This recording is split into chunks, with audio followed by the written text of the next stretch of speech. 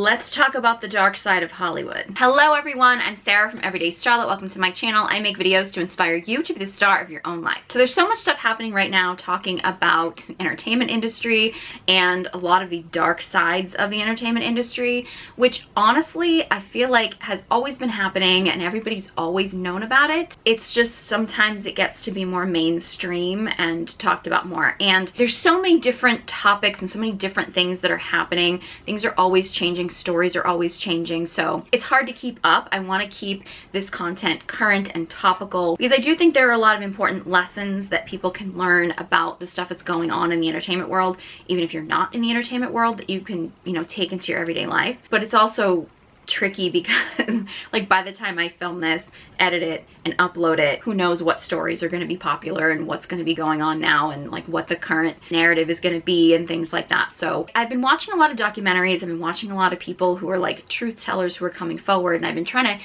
keep up with some of the stuff that's happening because as someone who has been in the entertainment business, not at a really high level but at a lower level, and who has seen a lot of things happening even at like the lower level in the entertainment industry, it's fascinating for me to watch. I kind of also feel like there's too much to keep up with completely, and there's so many things that I really want to like dive into and talk about. So if there's any topic that I discuss in this video that you would like me to do like a more in-depth focused video on, I'm going to keep this kind of general for some of the things in the entertainment industry that I have noticed, some of the things that like I've experienced or I know to be true, and you know, I want to kind of keep this general, but if there's any area that you would like me to like make a video and expand on, let me know. I have had some requests to talk about like the Justin and Hailey Bieber relationship and kind of analyze that, which I'll probably be doing soon. Any other topic requests? Before I get into this, disclaimer, when I talk about celebrities, even celebrity news and things like that, I'm literally just basing this on public information.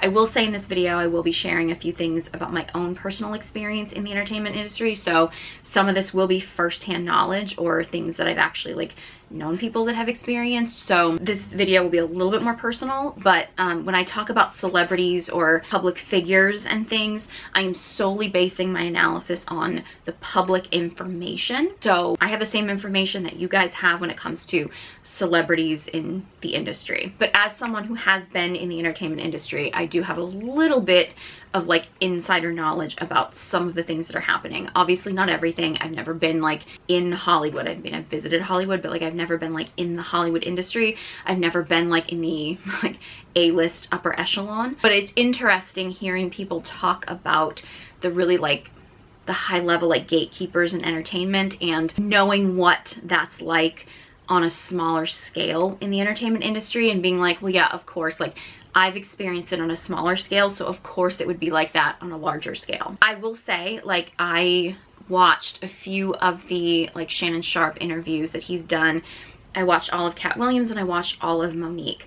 I've loved Monique for a long time. As a woman, my background is in stand-up comedy. I spent 15 years in the stand-up comedy industry. I primarily worked, like I started in Boston and I primarily worked kind of like New England, Northeast. I've done some shows and festivals and stuff sort of like Midwest and in the South, but I never worked on the West Coast and I never worked in Hollywood. I've always loved Monique and I've always completely loved and respected how open she is about like speaking her mind, speaking her truth. I think she's a true divine feminine queen and I adore her. So I really respect her for like coming out and like speaking her mind and calling people out when she feels like she needs to call people out. I respect that, I do. And I knew who Cat Williams was, but I wasn't as familiar with him and his work, and watching his interview and stuff, I respect people that like speak out against these things. One thing that I have noticed, particularly in their interviews and the pushback that they often get, which I think is gonna come up in a lot of these situations, is that there are gatekeepers and there's a game. We all know about the casting couches. You know, we all know about the people in Hollywood that are like, hey kid, I can make you a star, but what can you do for me? Like, we all know about that. This stuff's been going on forever in the entertainment business, right? The thing is, the people at the top, like the A-listers, like the top echelon of celebrities, are not going to call out that behavior. To be honest, most of them got there because they were willing to play the industry game. So they're not going to call out that behavior because they directly benefit from it. Now, the people that turn down the casting couch, that the people that are not willing to compromise their morals in order to get success, those people tend to be less successful. Some of them actually do well for themselves. Obviously, like we all know who Cat Williams is. He's done well for himself as a comic. Monique is a brilliant comic. She's done well for herself. But they're not considered like A-list celebrities. Because they're not in that like A-list category, they get dismissed oftentimes for being like jealous. Like it's like you're just jealous. You're just jealous of bigger celebrities because you weren't as talented or you didn't work as hard or things like that. When in reality, I mean, you know, there are people obviously who are just bitter that they didn't make it to a certain level of fame. However, you know, sometimes I'm like, oh, this is probably gonna piss off a lot of people, but I'm gonna say it. One of the reasons why things like the Me Too movement kind of like died down, A-list celebrities, successful celebrities, like the people at the top of the celebrity hierarchy, are not gonna call out the gatekeepers and the, you know, the people who are doing the questionable behavior, we'll put it that way. I'm trying to keep this clean for social media purposes. They're not gonna call that out. Because if you actually pull back the curtain, like if you pay attention to like the man behind the curtain, like if you realize that we're taught this is Oz and there's just like a man behind the curtain who's not really Oz, like if you actually like pull that back, if you actually like go to the sausage factory and see how the sausage is made, right? If you see that stuff, people are going to realize that the people at the top, the people who are the most successful, are not the most talented. They're the people who are there because they were willing to do the things that they needed to do to get there. Probably very compromising things in order to get there. They were the people who were willing to do whatever it took to get there. And the people who are not that successful are simply the people that chose to not compromise themselves in that way.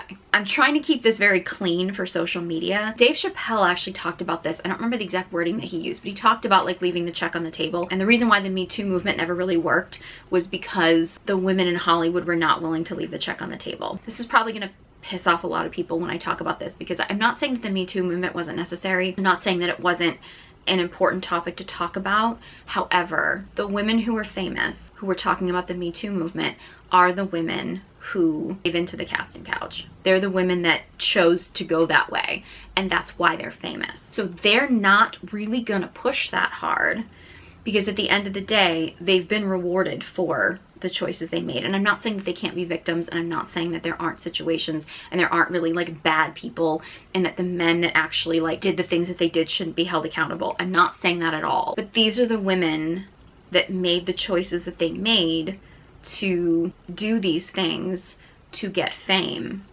and that's the reason they're famous. And they don't want that illusion to be destroyed. Now, it's not just women, but it is, I would say, I know that there's a big push that there are men in Hollywood that are dealing with this kind of sexual exploitation. And I think like the Diddy situation, which I'll talk about a little bit later, has sort of opened our eyes to that men are being exploited in Hollywood and women are as well.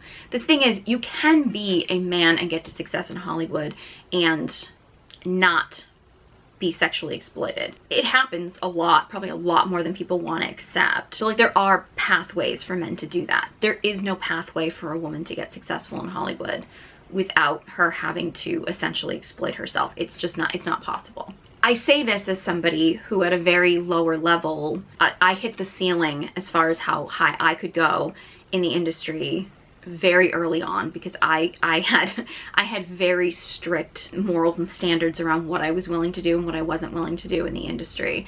So like I hit my ceiling of success at a much earlier stage, and because I held a standard that was so high that I couldn't get past the initial hurdles. I feel like I'm being very vague about some of this stuff, but let me use my own situation as an example. So doing stand-up comedy, it's mostly a male-dominated industry. The people in the industry, in most industries at the industry level, are mostly men. Now, comedy in general is a more male-dominated industry, so there are more men. In like the acting world, there are much more women than there are men. Like if you hold an audition for like a film, say, that has like 3 male roles and 1 female role, you're gonna get like 3 times the number of women that are gonna show up to audition for the female part, and less men that are gonna show up for like the male roles. So there's more competition for women in say the acting world. The music world, I don't really know exactly how that lays out. My guess would be there's probably more women in that industry, but it probably depends on the genre. Obviously, if you're in the hip hop genre, there's probably more men. In, you know, more of the pop industry, there's probably more females.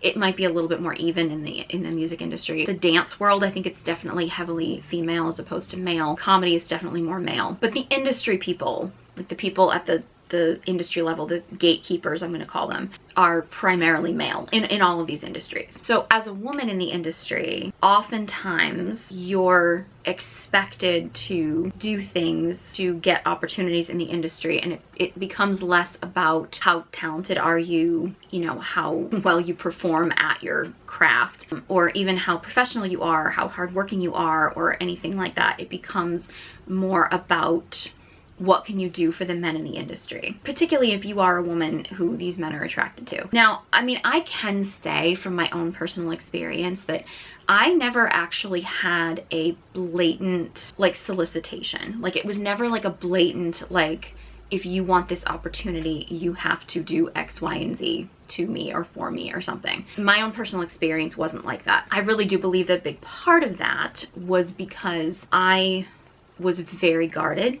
I had a really serious wall up, like a protective shield that, you know, since I've been sort of out of the industry, I've been healing from, because I've had to keep myself so guarded for so long and so protected, which is actually really common for women today. And I want to get into some of the reasons why that's happening, because I do think that there's a lot of things culturally that make it very unsafe for women to not have a shield up, and I'm gonna do a video talking a little bit more about that. But I had to be so guarded because I knew what was expected of me in order to succeed in the industry. So I didn't get so much like specifically solicited in that way, because I think because I was so guarded, and I was a little naive to it and what was actually happening, I think, because I kept myself so protected in that way. But in hindsight, there were a lot of times when a gatekeeper, so to speak, in the industry would like try to get me to go to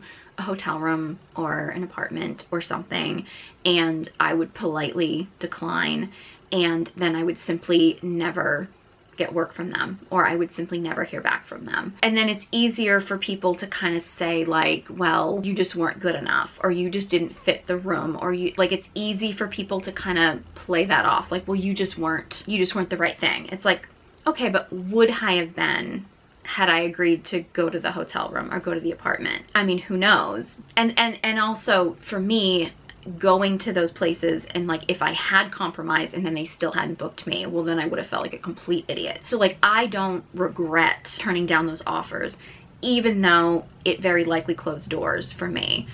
As time went on and I started to make the connection between the women that did get those opportunities, and I started to realize that those were women who were saying yes to those things, that's when I started to realize, okay, there is a direct connection. Like, it's not just me. And also too, realizing that usually the women who were getting the opportunities, because they were doing the things that they were doing to get those opportunities, were usually not very good. Like, they weren't very talented. Like, they weren't doing well at what they were doing, which simply perpetuated the idea that women weren't funny. Like in my case, it was stand-up, and there is still a very big stigma. It's getting better. Like, there's less people that have that sort of stigma about women are not funny than there ever used to be, but there is still a stigma. But when the women who are getting the opportunities, because they're of who they're willing to sleep with or what they're willing to do with people, when they are getting those opportunities and then they're not doing well, it then reflects poorly on all women. I can think of a specific instance. There was a room that I was trying to audition to get work in, and I had been asked by a gatekeeper. I had been invited to go to his apartment with him. I turned him down, and I couldn't ever seem to get past trying to audition, and I couldn't actually seem to get work in the room. I have no proof that that's why. So then there was a female comic around that time who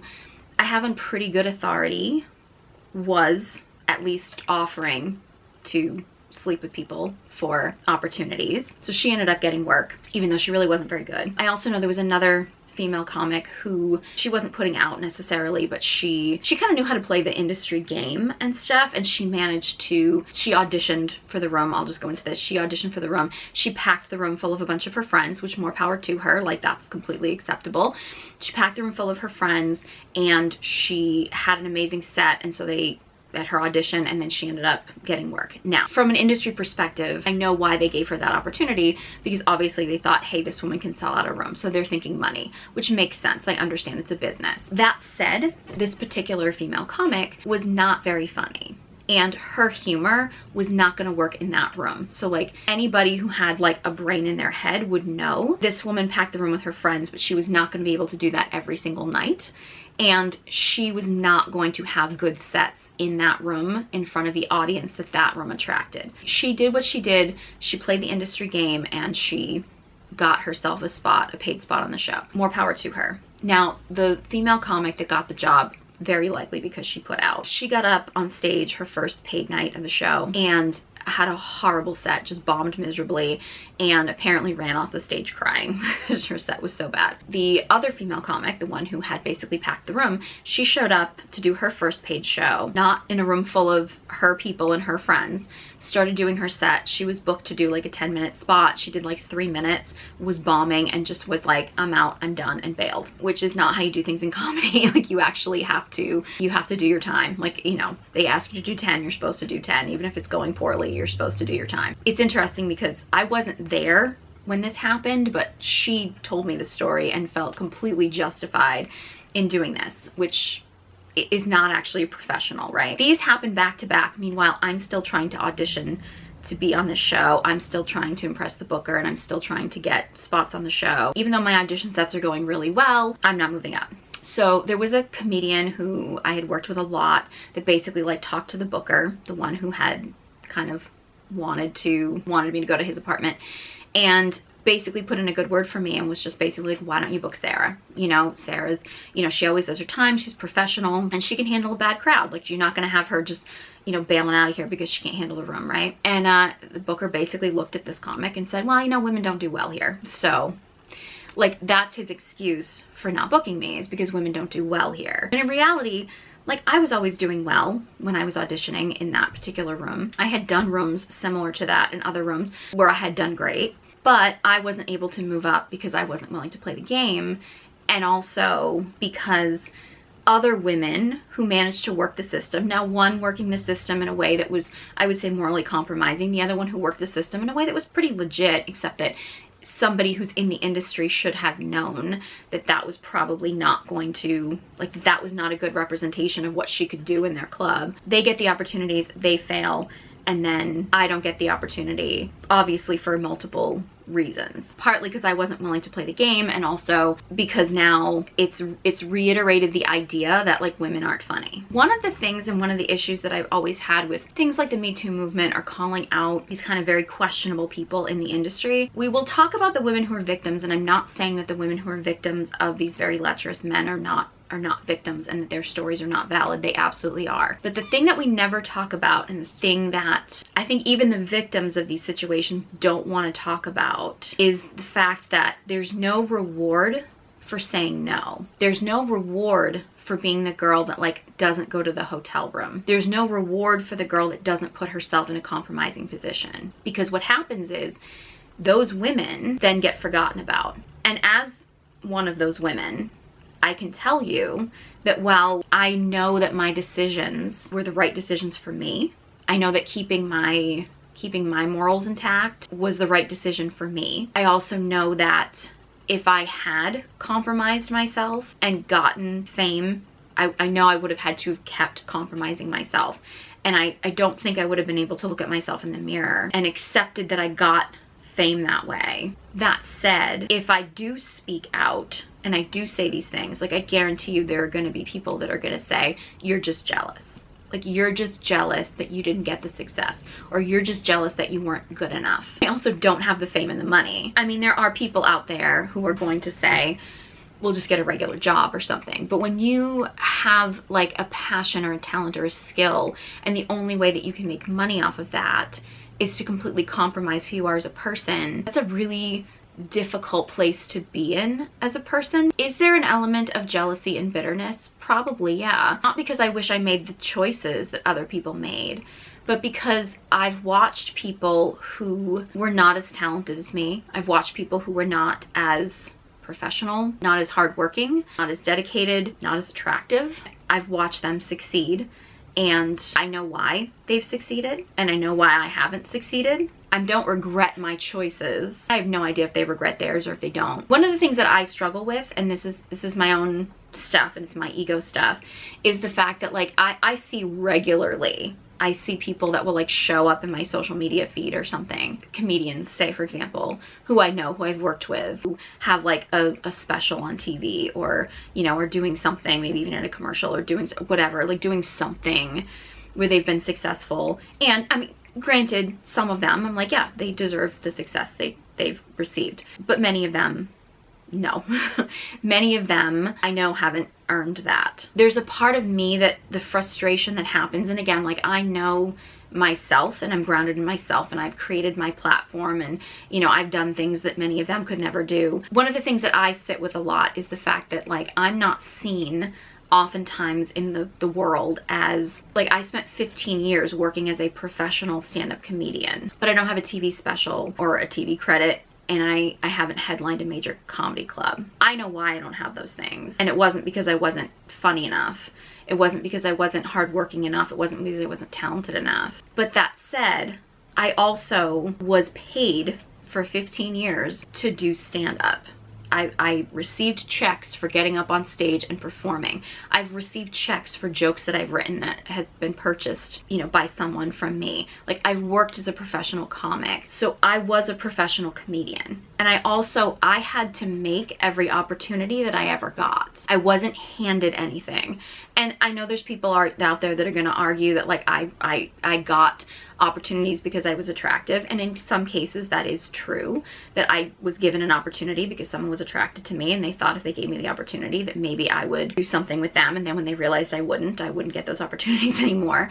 But in reality, like I was the ugly duckling growing up, so like any of my attractiveness was something I worked for. Like, I worked at it. So like I had to work at everything that I received. And I'm proud of what I did, and I'm proud of what I accomplished. It's unsettling to think that those accomplishments are not seen as legitimate as the people that received the big accolades, especially knowing that those people received those big accolades not because they were funnier than me. Because I can think of a handful of people right now that show up regularly, even though I try to avoid them on social media, that have big credits and big success. Every time I've ever worked with them, my set has blown theirs out of the water.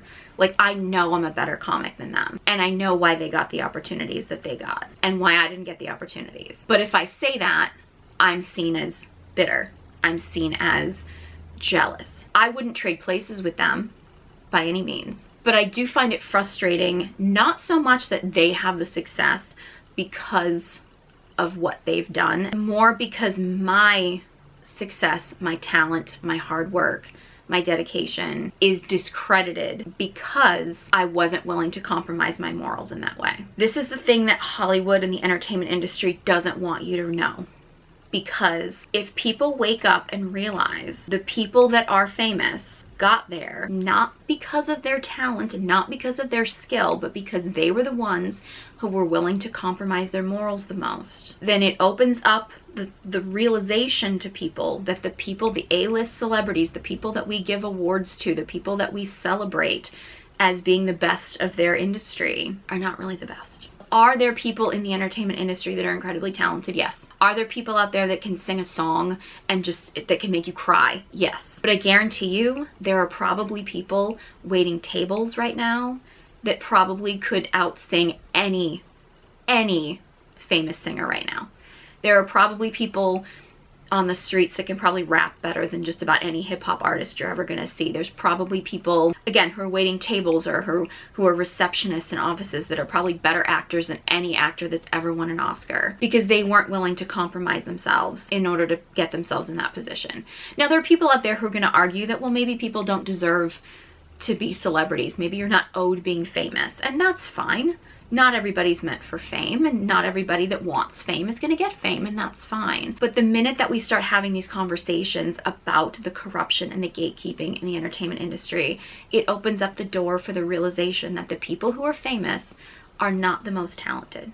They're simply the ones that were willing to compromise their morals the most. And when we start getting into, I didn't watch Quiet on the Set, the documentary. I might at some point. I haven't watched it yet though. That era of Nickelodeon, which that talks about in the documentary, is a little bit after my time. Like, I wasn't watching those shows as much, so I don't have as much of a connection to those shows personally. But the child star stuff has been going on forever. I get that people are very focused on, say, Dan Schneider and things at Nickelodeon, but it's not just them. Like, it's rampant. Like, child stars have been being sold into the entertainment industry since Hollywood began. So this is like not a new thing. Is it horrible? Yes.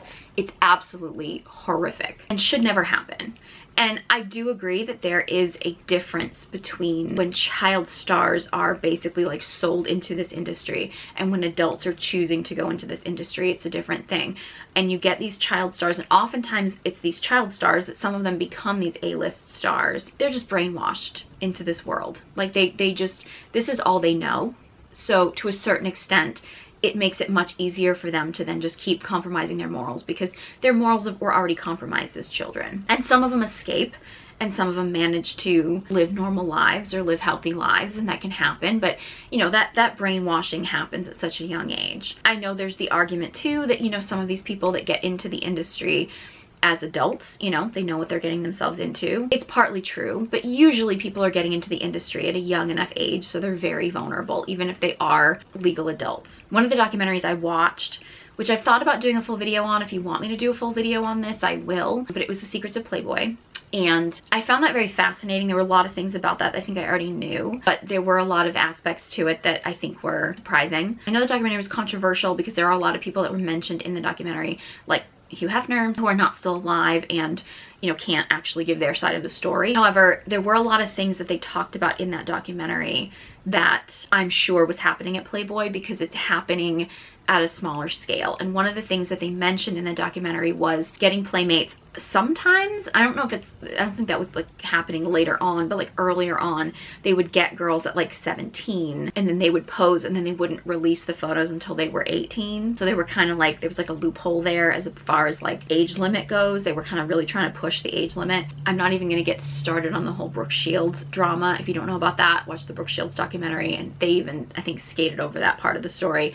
That's a whole horrific thing in itself, and I'm not even going to dive into that. Like, Brooke Shields' life is just a whole, that's a whole rabbit hole in itself. But a lot of these playmates, they would get, say, 17 or usually 18 or 19, and they would offer them this opportunity. They would sell them on this opportunity. Usually these girls had like not posed nude before. They were usually very nervous. They would get the girls like in the makeup chair. They'd be doing their hair and makeup. The set would be out, like they'd be getting them all ready, and then they would hand these girls the contract to sign. Again, these girls are like, yes, they're legal adults, but they're like freshly minted legal adults, probably with no actual legal experience. They hand them these contracts. In many cases, they had no idea what they were signing, but like there's that pressure of like, okay, I'm here, everybody here has set everything up, everything's all ready, my hair and makeup is done, like I've been psyching myself up to do this. So they don't really pay attention to what they're signing, because there's that pressure of like, okay, you have to sign that now. And women in general, it happens for men too, but like women in general tend to have a very, like our natural instinct tends to be more people pleaser.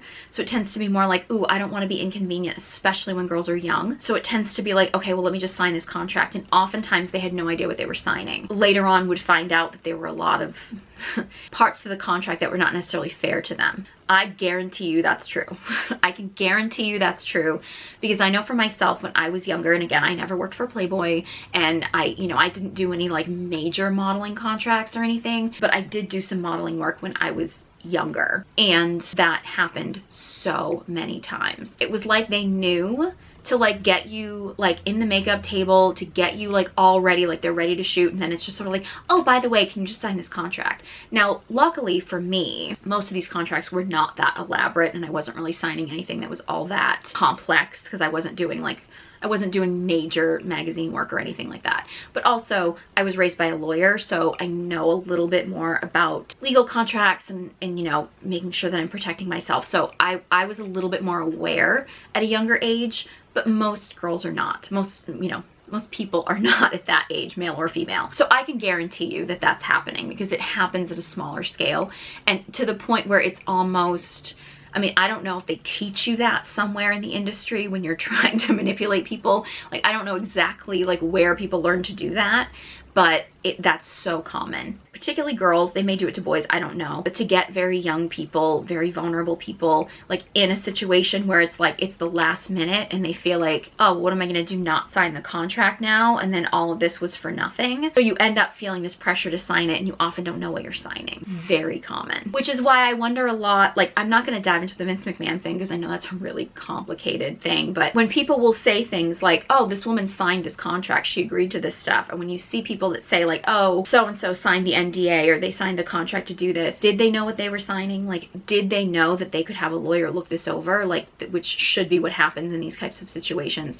Or were they put in a position where they were basically pressured into signing something and they didn't really know what they were signing? Now, as an adult, it is your responsibility to know what you're signing. It is. However, it's also fair to keep in mind that very often when you have people in a lot of power that want to wield that power over people who are vulnerable, they will often put you in situations where you feel pressured to sign something that may not be in your best interests. And I say this to say that I think everybody, and particularly women, because women are not really taught this, you have a right to protect yourself. So if somebody is asking you to sign something or somebody's asking you to commit to something, you have a right to get an outside opinion or have a lawyer look something over. Like, you should always have the right. And if somebody does not give you that right to make sure that what you're signing is also protecting you and is also in your best interests, then that's not somebody you want to do business with. I think it's just a really important message. And this goes for men as well, but I think in this particular situation, talking about this stuff, this happens more for women. I would also note, and this is something that I found really interesting, I saw somebody comment the fact that maybe this has changed, I don't know, but with the whole Puff Daddy stuff coming out and literally coming out, and how few people are actually coming out in support of him. I think there were a couple people that were coming out in support of him, but not a lot of people were, which is strange because like so many people defended like R. Kelly, the people that have defended O.J. Simpson, the people that have defended Cosby. So few people are coming out to defend Diddy. In our society, we have a very different view of predators, typically male predators, but I would say any predator really, who is preying on men or young boys than we do on predators who are preying on women and young girls. How many people defended R. Kelly for years? Because it's like, well, okay, he was going after underage girls, but like, I mean, what were they wearing? Did they actually let him know they were, you know, underage? Well, did their parents set them up? Was he set up? Did they want that? I mean, all these things. Whereas when we have young boys who are victims, all of a sudden we become concerned. I'm not saying that we shouldn't be concerned for victims who are male or female. Like, we should be protecting children and we should be protecting people in general. Like, people should be protected from predators. We do have a very different view when we start realizing that there are male victims. As a society, we take it much more seriously than if there are female victims. Because in our society, a lot of men can very easily justify preying on underage girls or preying on young girls, but they do not justify and have a serious problem with young boys being victims. And the whole thing is like, Diddy's obviously, like, at the very least bisexual based on everything that we've found out, or maybe he's gay or something. And like, being gay or being bisexual is not wrong by any means. Preying on people who are more vulnerable than you and coercing them or even forcing them into sexual situations is wrong regardless. But we as a society, generally speaking, particularly the very vocal men in society, will justify predatory behavior that men exhibit towards women and young girls much more than we will a man who is preying on men and young boys. And I don't think that any of it should be acceptable at all, but we do react to it differently.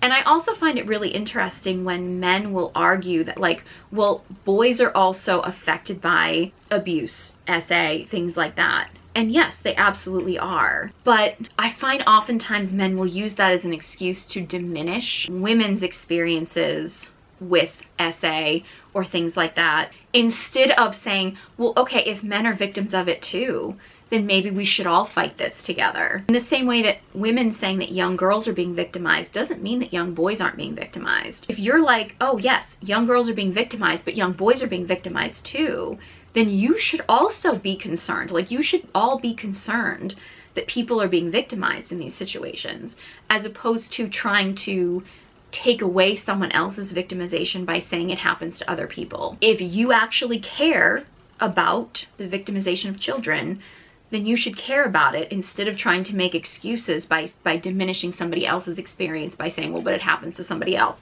If it's happening to somebody else, then that means that we should all get together and not be okay with it. I really do think that talking about this stuff, and I know there's a lot of people out there who are saying that all this stuff happening with, you know, Diddy and all these things happening in Hollywood is just a distraction. And maybe it is. I'm sure that there's things going on in the world that are, you know, maybe we should be paying more attention to something than we are paying attention to this. I don't think that exposing the corruption in the entertainment industry is ever a bad thing. I think it needs to come to light. I think more people need to be aware of it.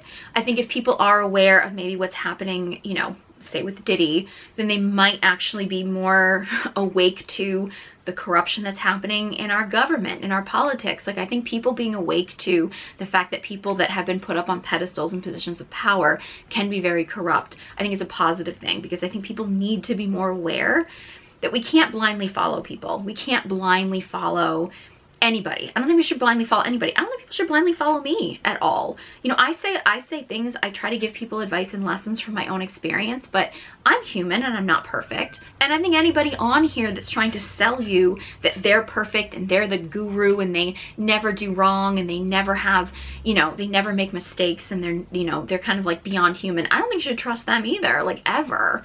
Like, we can't be putting people up on pedestals. We can learn lessons from people.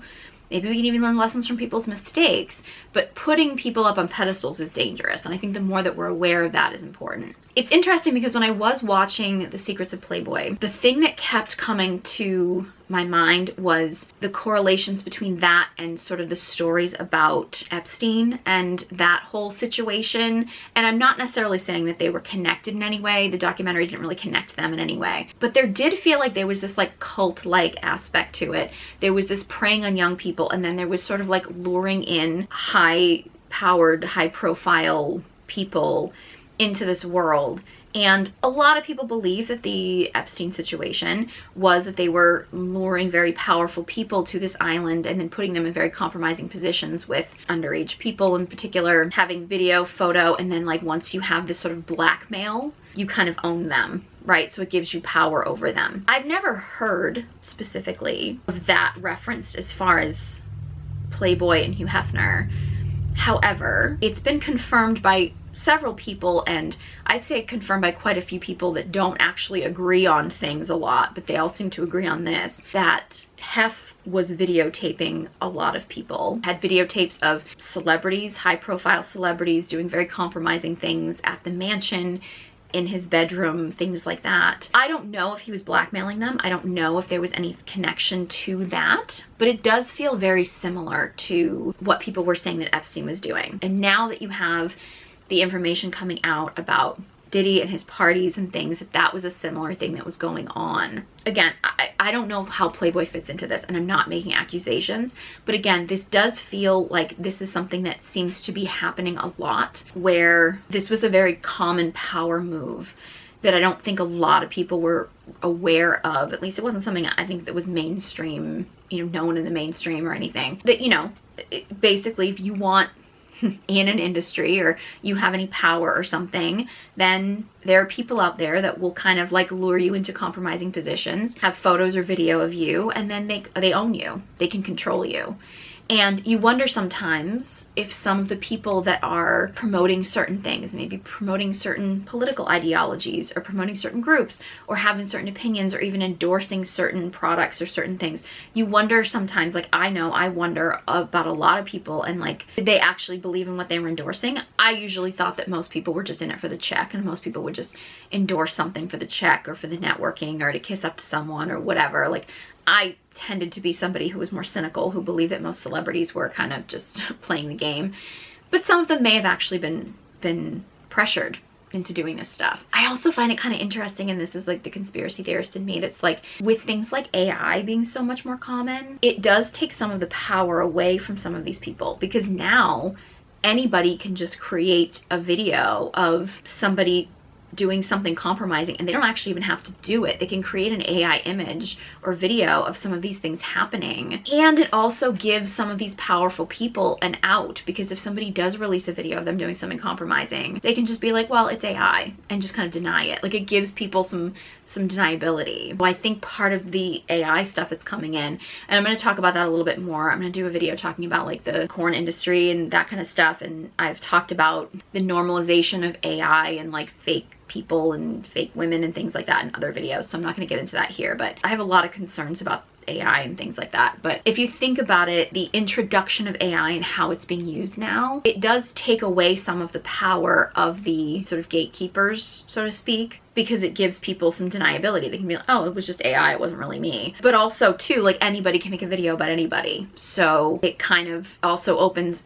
everybody up to potentially being blackmailed in some way. I know this was very rambling and all over the place, but I just find it interesting how some of this stuff people are talking about Diddy for years, like years. The R. Kelly thing, people were talking about that for years.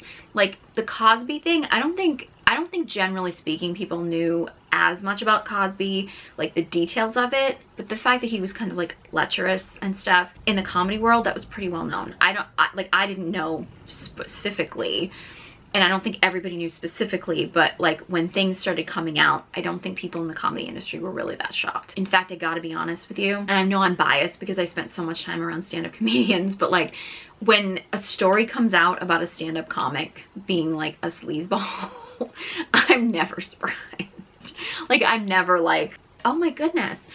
I also find it really interesting. I'm pretty sure it was, and if I'm wrong about the name, I apologize, but I'm pretty sure it was Joey Diaz, who I'm not fully familiar with.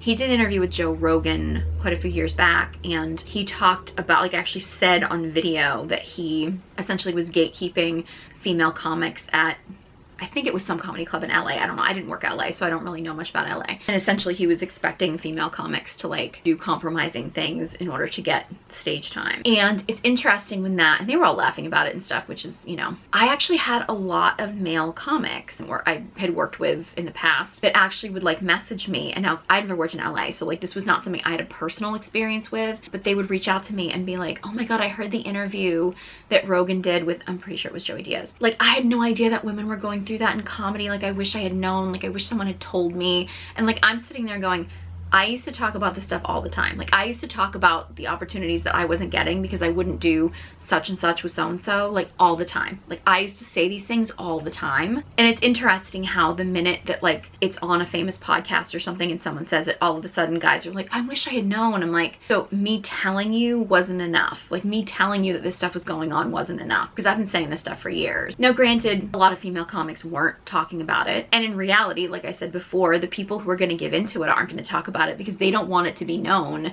that that's why they got the opportunity that they got. Like, the person who turns it down, would be me, is going to talk about it because I don't want to have to do that in order to get the opportunity. Again, I know people are going to argue that I'm just bitter, but like, at the end of the day, as a woman in comedy, like, and I stand by this statement, you have to be twice as funny to get half the respect. There's so few opportunities for women. And for me, like, I could keep doing the work and putting in the work, and I could keep like basically like churning the hamster wheel. But as a woman, I was never going to get fully judged based on my ability. It was always going to be like, well, what can I do for a man who's in charge? And that's not to say that there aren't men who have to make those decisions. But I also find it interesting because I've had a lot of men who have said that as a woman, I was lucky because all I would have to do is sleep with a guy. And if all they had to do was sleep with a woman to get everything that they wanted in Hollywood or fame or this or that, they would do it. Maybe some would. I think a lot of them probably, if they were actually put in that position, maybe wouldn't, but some would. But it's also like, as a man, the guys that would say that like, I was lucky for that. Well, if you had to sleep with a man, would you still do that? And I know that they're gonna argue, well, I'm straight. But like, me sleeping with a man who I am not interested in, a man that I'm not going to have a relationship. I don't just hook up with guys. Like, for me, if I'm gonna sleep with someone, it means something. So for me to hook up with a guy that like I'm not interested in and I'm not gonna have a relationship with, it's pretty much the same as this man having to sleep with a man because they're not interested in this person. They don't want to have, like, it's a different thing. You know what I mean? Guys will be like, well, you're lucky because all you had to do was sleep with this dude and then you could get everything you wanted. It's like, okay, but would you be willing to sleep with this dude? And some would. Some would. I'm not saying that there aren't people out there who would do it. I don't consider that lucky. If a man was in a woman's position, I think he would feel differently, because I have videos about this, but like men and women experience sex differently, and that's a whole other like rabbit hole I'm not going to talk about. To be honest, I'm glad that some of these things are coming to light. A part of me feels like I kind of wish these things had come to light when I was younger. I don't know if it would have changed anything. I don't know if anything would be different. I think probably life has gone the way it was meant to go for whatever. I mean, I used to be so bitter. I think definitely when I'll admit I was bitter for a long time that like I wasn't getting the opportunities that I wanted to get, but I also was not willing to compromise myself. So, you know, I made the decisions that I made. I think they were the right decisions for me. I don't regret not compromising myself. You know, it led me to making my own content online, because now I don't have to really answer to anybody except the social media overlords. Things work out the right way, and there's definitely parts of me that feel like I was fighting so hard to be in an industry that now, with all of these things coming to light, some things that I knew, but some things I think I wasn't even fully aware of, and I definitely wasn't fully aware of when I was much younger. I'm kind of glad. Like, I feel like there probably was a reason why I didn't end up in Hollywood, which is kind of where I always thought I would be and where I always thought I would go, because I definitely don't think I would have lasted long. I don't think that I would have been able to do the things that I would need to do in order to succeed. And I guess a part of what I wanted to get across in this is that unfortunately we create these sort of false ideas of what legitimizes you. Like, if you have a Grammy, you're considered the best singer in the world, or if you have an Oscar, you're the best actor in the world. Or I could go down a whole rabbit hole about the way that the industry is manipulating comics and why they're manipulating comedians, because comedians were always truth tellers and now they're very censored. And they're very much like industry people, and I could go down that whole rabbit hole, but I'm sure that that could be for a whole other video. If you want me to talk about that and the corruption in the comedy industry, I could dive into that completely, but I don't know if that's something that you guys would find interesting. I think what it does is it gives people this false idea of what success or talent is. It's not real success or talent. You know what I mean? Like, the person that wins the Grammy is not always the best singer or the best songwriter or anything. I mean, it's not to say that the people that win those things are not maybe good at what they do, but they're probably not the best. They're probably the people who are willing to play the game the most. They're probably not going to really call out the game. They might call out some things, but at the end of the day, they're not going to give up their Oscar, which they probably got because they were willing to participate in the casting couch, or because they were willing to put themselves in situations where men could take advantage of them. That's the only reason why they have that success.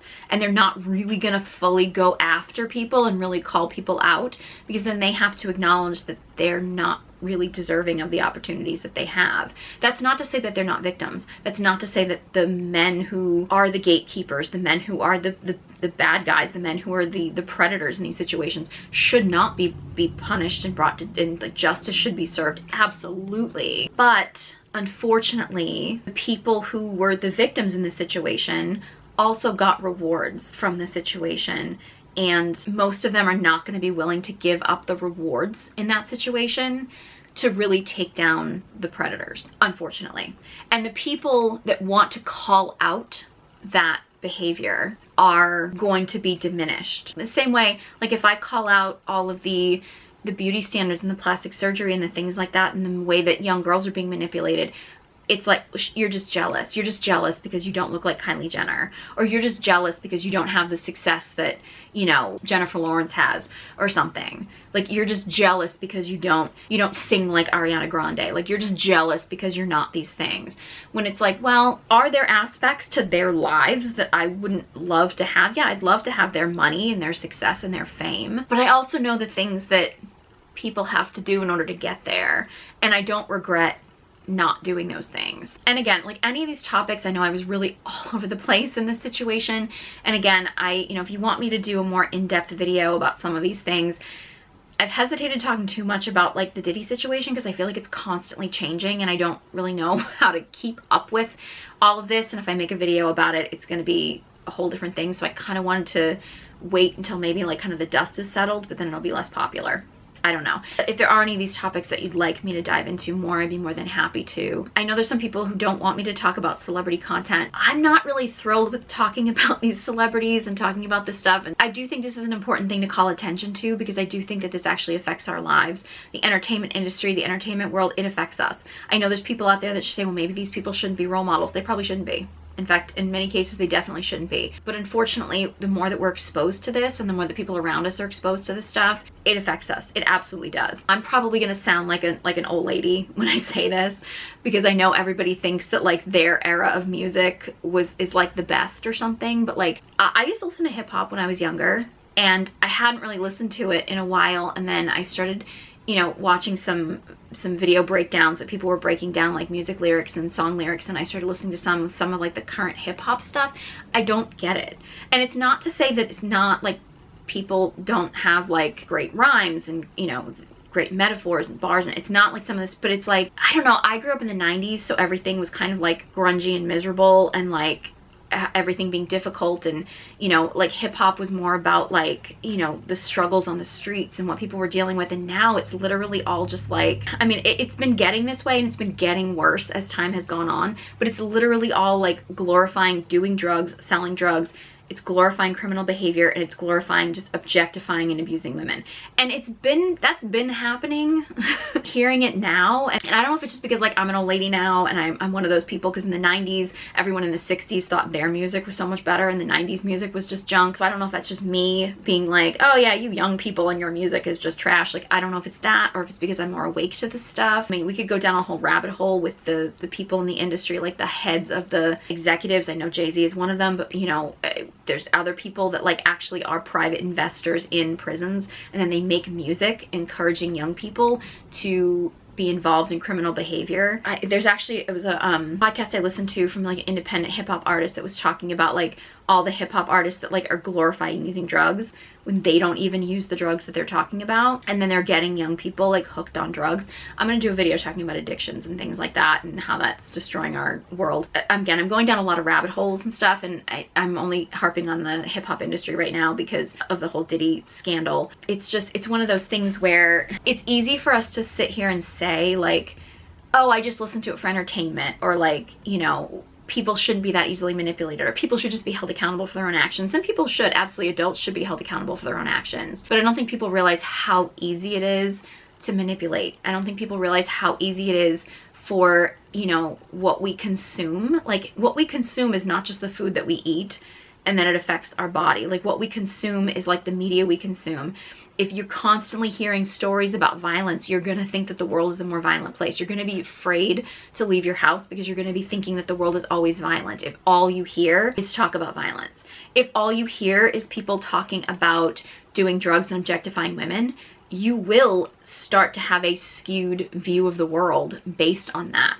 Even if you're like, no, I just like this song for entertainment, like it's going to get in your head if you listen to it enough. It's how the human mind works. Our human mind, we are very easily manipulated as people. Yeah, again, I know this was a lot of tangents, and if you want me to do a more in-depth video about any of these topics, let me know. And yeah, I hope you learned something from this video. I just wanted to share with you some of my thoughts on some of the stuff that's happening in the entertainment industry, some of the stuff that's coming out in the entertainment industry, and how, you know, somebody who again wasn't even in Hollywood or wasn't even that high up, this stuff is going on at a much smaller scale and a lower level, and it only gets worse as there gets to be more money and power involved. I'm not talking about just hypothetical situations. You know, anyone who has tried to kind of get into this industry can tell you like it's corrupt from like the bottom level, and you have to face a lot of corruption before you get to that top level, and then it gets very tempting like the more money and power that you have. If you guys enjoyed this video, found it helpful, found it informative, please give it a big thumbs up. Be sure you subscribe to my channel if you want more content. If you'd like to connect to your creative energy, which, you know, even if you are not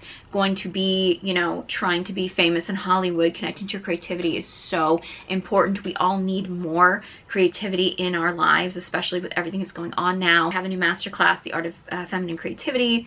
It's for men or women, but it is geared more towards people in feminine bodies. Also, if you'd like to connect to your dark feminine energy, which is great for speaking your truth, standing up for yourself, standing in your own power, I have the Dark Feminine Energy Guided Journal available now on Amazon, so be sure you check that out. Details are all all in the description box below, along with links to all my social media accounts. Thank you so much for watching, and I hope you join me next time.